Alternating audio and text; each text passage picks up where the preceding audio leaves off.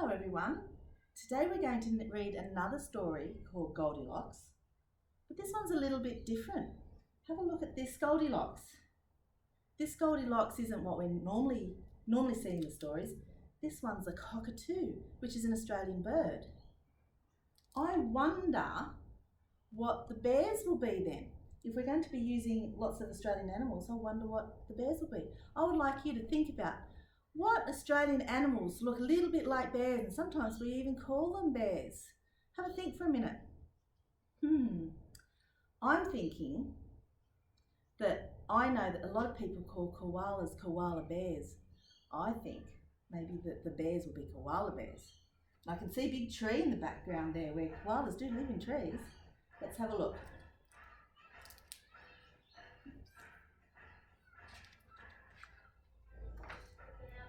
This is our title page. It says Goldilocks. Right. The koala family lived at the bottom of Farmer Smith's paddock.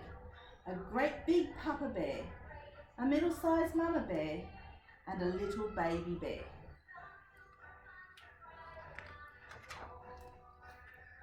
Their house was built way up in the branches of a big old gum tree. Look at this. It was very comfortable, close to the shops, and had a great view of the neighbourhood. Look at this, they've got a lounge branch, and they've got a bathroom branch, and there's their dining chairs. This looks really cool. One morning, like most other mornings, Papa Koala made up 3 steaming bowls of gum leaf porridge, and like most other mornings, he made it too hot. "This porridge is too hot," said baby koala, rolling his eyes. "Again." "Well, why don't we all go out for a walk while it cools down," said Mama Koala, who was always very practical in these matters. She is. So like most other mornings, the 3 of them went off for a stroll while they waited for their porridge to cool down. On this particular morning, however, Goldilocks came to visit. Goldilocks was a sulphur crested cockatoo, and like every good cockatoo, she was loud and greedy and destructive. Look at her. "Hello!"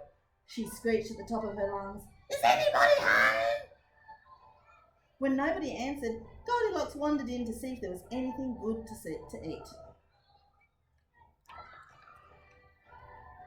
In the kitchen on the lowest branch of the tree, Goldilocks found the table with the 3 steaming bowls of porridge. I wonder what she'll do. First, she tried a spoonful from the great big bowl, but it was too hot.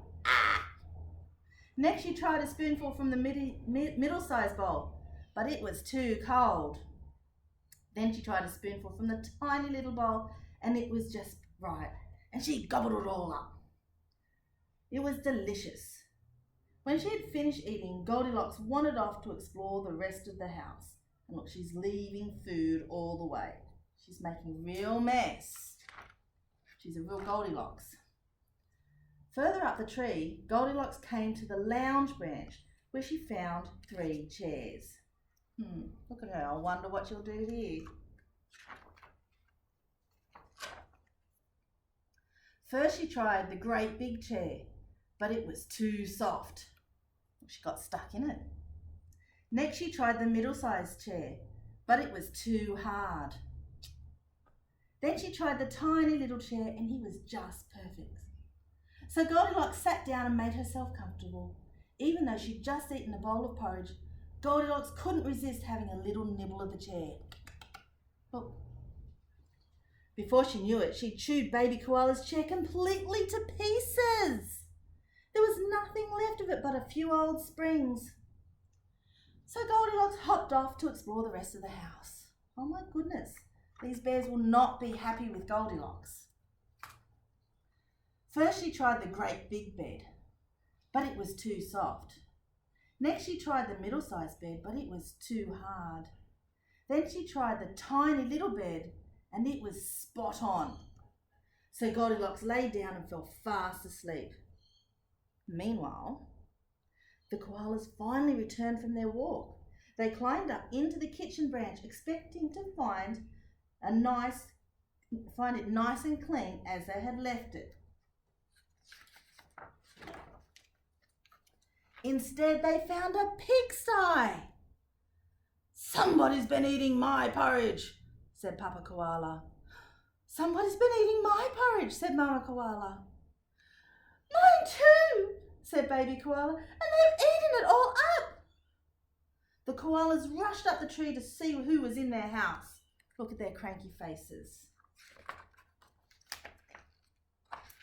The lounge branch was chaos.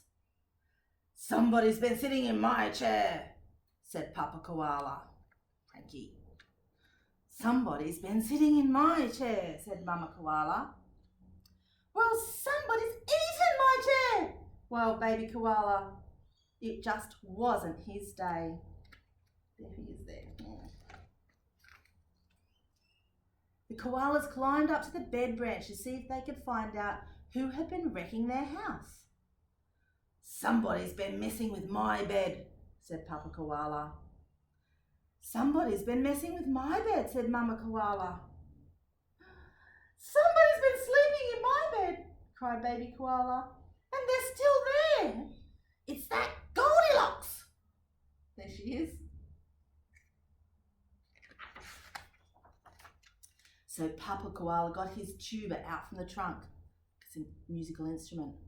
Mama Koala filled up a bucket of cold water, and Baby Koala made up a big, scary mask. As quietly as they could, the three of them tiptoed up to the bed where Goldilocks lay sleeping. I wonder what they're going to do. I wonder how Goldilocks will react when she wakes up and sees this. Papa Koala honked on his tuba at Goldilocks. Mama Koala splashed her with cold water, and Baby Koala gave her such a fright that Goldilocks leapt out of the bed, rushed down through the branches of the tree and out of the house. Look how scared she looks.